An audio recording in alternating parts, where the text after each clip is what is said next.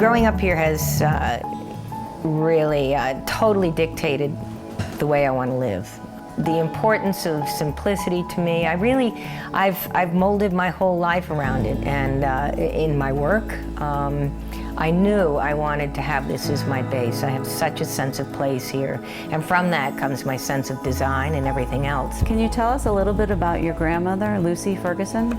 Lucy was an unbelievable grandmother and an unbelievable person. She was such a conservationist on Cumberland, number one, and it was like being with Peter Pan when I was a child. We would go out alligator calling at night, we'd go out poacher hunting, we would go watch the sea turtles lay their eggs. As a child, she was just incredible. I mean, she taught us every bird track, where they were going, what kind of bird or animal it was, when they were moving, how fresh the tracks were, and I attribute everything that that I know about Cumberland and probably my jewelry designing because of her.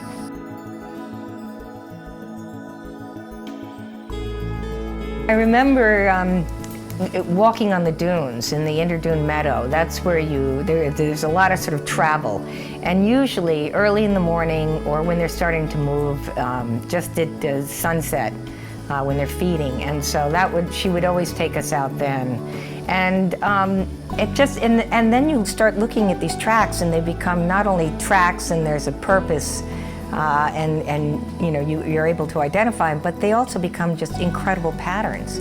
Just the sort of herringbone shape of a bird's foot becomes a whole pattern up the dune, or the ghost crab scattering up is a whole other sort of polka dot.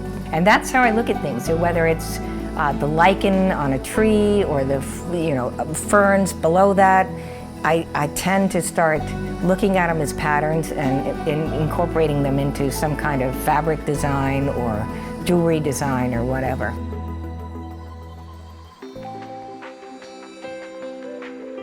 And if I find the complete white skeleton of a rattlesnake, I sometimes will sit down right there and start working with it, or I'll bring the whole thing back like I did the horse, which is now hanging on our side porch. And I'll just sit there and work with the designs because first of all, I just want to study how perfectly beautiful they fit together, anatomically. But then to take them apart and sort of reverse the ribs as I did with the logo, I just thought it was just absolutely beautiful, and it worked either going round this way or it worked going this way. The raccoon penis bone, which has become a huge hit. It's an interesting shape. It looks just like a saxophone. And the old timers, it worked for my grandmother. She raised cattle here, and so she had a lot of ranch hens. They would go out coon hunting at night, and they all wore them on their belts, and they'd whittle one end down, and they called them Dixie whistles, and they used them as toothpicks. When did you decide to make a business creating jewelry? I had been married, and briefly, I had Hannah the second year, and I was beginning to think about, starting this business. I was sort of forced into it as a single mom. I came back down to Cumberland, Hannah in one bag, my clothes in another, and I worked, whatever it took I had 2 jobs at the inn to make ends meet. And I just decided then, and I don't know what it was was a sense of taking control of my life, I guess, and that was a good thing. And then it was just the timing. I just had the courage to sort of step in and start this business, and I had a little studio, very tiny little studio that people would come over and see my bones, which were all natural then still. And it slowly started selling. It was amazing. People were just wanting to have a piece of Gogo's jewelry. The early things were very simple. I couldn't afford, gold or silver or even jewelry wire for that matter. So I used fishing line. I would go to the Hardee's hardware store in Ferguson and get little brass ferrules, they're called little spacers. And I would basically, if a strand of shark vertebrae washed in, that's what I used.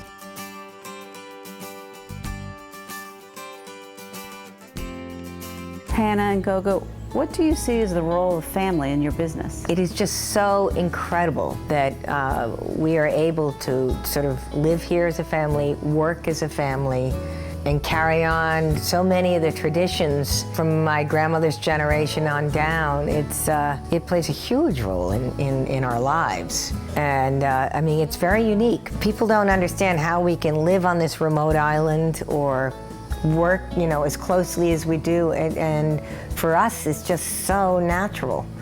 And always has been. It is, and I think it's ever evolving in a way because, you know, originally it was you and Dad and myself, and now there's my husband Ben, and we're all working together in whatever capacity that day. Yeah.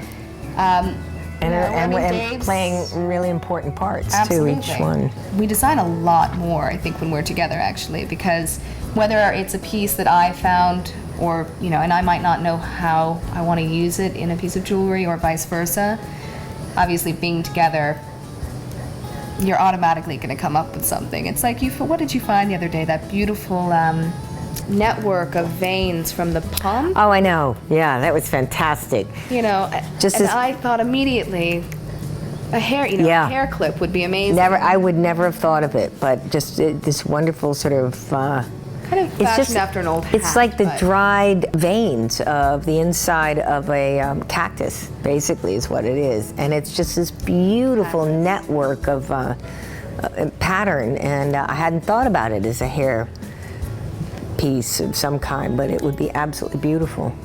The barnacle ring, you know, I was like, it's not going to work. I will never wear that. And it's, you know, it's biggest seller we have, and it's by the way. And I do wear one now. And she wears it all the time.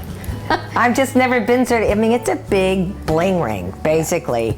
Fantastic. I just thought, nah, it's not going to sell. Sure enough, I think we couldn't stop, you know, I mean, we couldn't get them in fast enough. Yeah. And I think the thing is to never, you know, to at least give it a chance. Have a...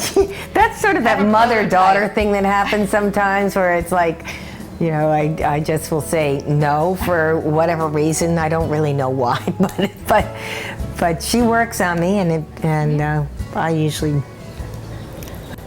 acquiesce because, you know, you're right on the barnacle.